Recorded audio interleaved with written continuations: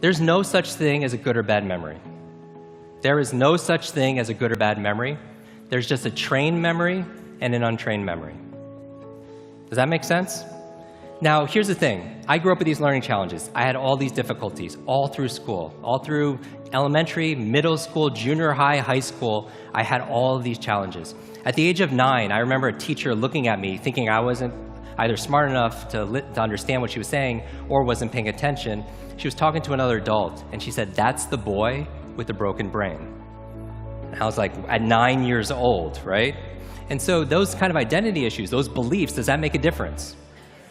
Yes, right? And a lot of people believe that they can't do certain things. They can just never remember names. So I could teach them a strategy, but if the belief is not changed, what happens?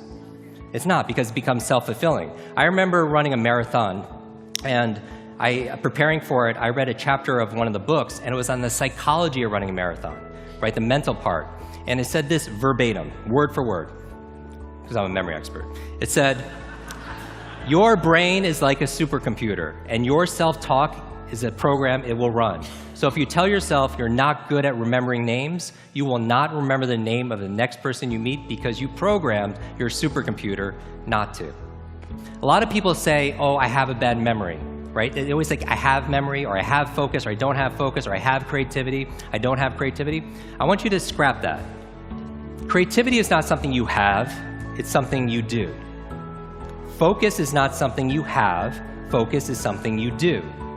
Energy is not something you have or don't have, it's something you do. Memory is not something you have, it's something you do. And what's the benefit of turning it into a do, as opposed to something you have? What's the benefit? You have control over it, because you could put it into a process. It becomes a strategy, because there's a strategy for reading faster. There's a strategy for remembering names. There's a strategy for having focus. And it's a verb, not a noun.